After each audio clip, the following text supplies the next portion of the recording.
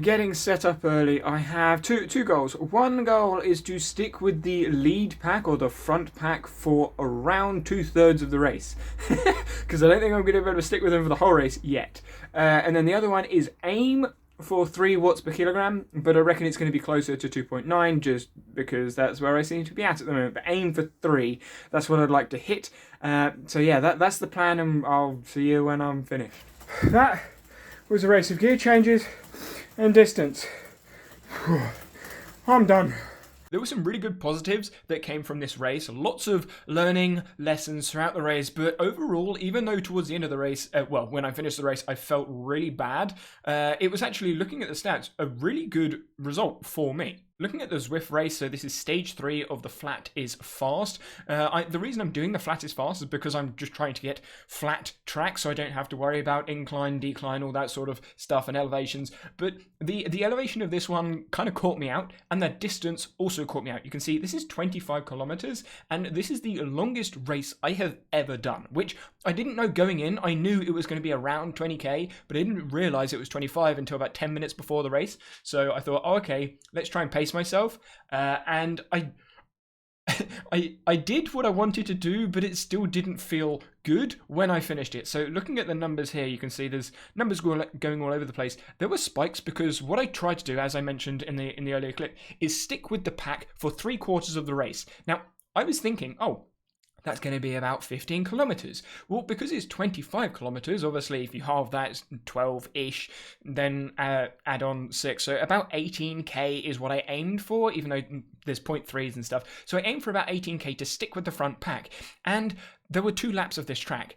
The pack, for whatever reason, decided to push lots for little spurts. So these little boosts, I go from an average of 180 watts ish, and then boost my way to like close to 300 watts for a minute or so. And my heart rate, for those that aren't familiar with the reviews that I've done before, my heart rate sits at about 180, and when it goes to 190, I know I'm like pushing quite a lot, and I was sitting at 190 a lot when I was doing these little pushes. So I think it's referred to as matches.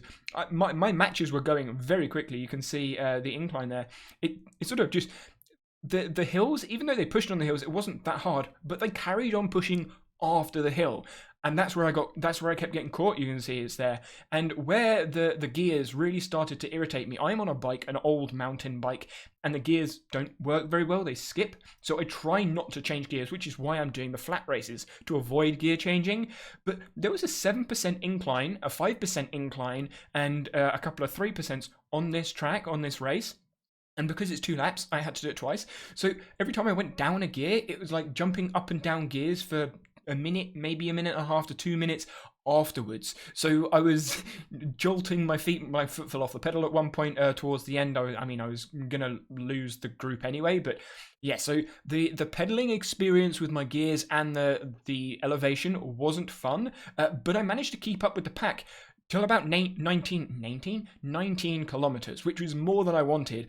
But when I did drop, I dropped and consistently dropped. Like my power was sort of gone. You can see there's the heart rate stats. I just sat at like 180. Most of the average here below, like this is where I just sit. I just seem to sit at 178 to 182 between those numbers. And then when I was trying to keep up with the pack, that's where I would hit the 185 plus. This little bit at the end, I would imagine, is my sprint towards the end of the race, which I didn't really have a sprint, but it was okay. So let's hop over to Zwift Power. Now, looking at my numbers, this was what I saw initially. I thought 2.7 watts, that's bad. Like, I wanted to hit 2.9, maybe 3, and I was thinking, okay, this is really bad. But when I actually step back and take a look at this, my average watts was 189, maybe 190. And I think that's because once I'd been dropped, I had essentially 5 kilometers on my own, and I didn't have anything to push. I thought about rage quitting and giving up the whole way through that last 5 kilometers. I did not want to finish the race, but I did. I pushed through and I kept my position. One person overtook me, but that person somehow managed to hit like 350 watts for the last 10 kilometers. No idea how that happened, and I just let them. I was like, I'm not keeping up with you. You're flying.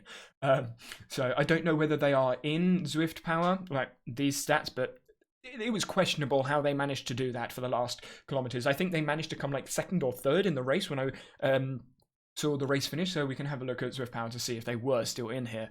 But yeah, so I essentially kept my position once I dropped. But this 2.7, I think it's lower because that last 5-ish kilometers was just so low when it comes to the power. I was averaging about 180-ish, like 178, 182 is where I was hovering for the last 5-6K. So that's a significant amount of the race where I'm not really pushing. So the average for 20 minutes is 2.8, which I think is more realistic because that's the first part of the race where I stuck together, which is a little bit below where I would want. But this is where I actually like these sort of results. So I stayed in the pack. If I go into this group, I stayed in the pack that whole time, and the watts were lower. I wasn't putting out as many watts. I was still keeping with the pack and pushing and doing all that sort of stuff. But I reckon my watts per kilo was lower because I raced more efficiently, I think. And let's have a look. Yeah, no, I don't. No, the name is not there. They were Japanese, and it began with a K. Wait, no, I don't think it was that person because they came behind me. Yeah, so they are not on Zwift Power. But you can see there's my time, 40:30, and it was funny. Before the race started, they were joking about trying to hit 36 minutes, and immediately when I saw that in the chat, I was like, that's not happening. So 38:25, I was closer than I thought. This person was, it's Elizabeth. I think that's the same person that was in the last race. Yeah, I think that's the person I was with in the last race. I might have to check the stats on that. But yeah, so 40:30. A good race, an okay race. I think I hit my plan. I did my plan well. I stayed in the group. I didn't overdo with the watts, but the distance got me. Like I say, 5K to go. That's with a 25K race. The last race I think was 20K or 21K. So I would have been able to hold it all the way through the race, but the distance caught me out, and that's just something I've got to deal with. So I'm going to work with. And when we look at some of the other numbers, we got 2.8, 3, 3.4, 3.5. Yeah, I'm comfortable. I'm happy with those numbers, and I'm happy with the positioning as well. I mean, I would have liked to stay with the pack because you can see this is obviously the pack that they obviously dropped off towards the end of it, but a lot of these people are around the same. Taking a quick nose at the B category, 35 minutes. Yeah, that's fast. 37, and then okay, the person that came 30th was 42:20. So I could have beaten them maybe, but yeah, maybe there's someone that was a C category going into the B category. So 38. 38, yeah, okay, that still makes sense. Yeah, so the categories there, the times match up, which is nice to see.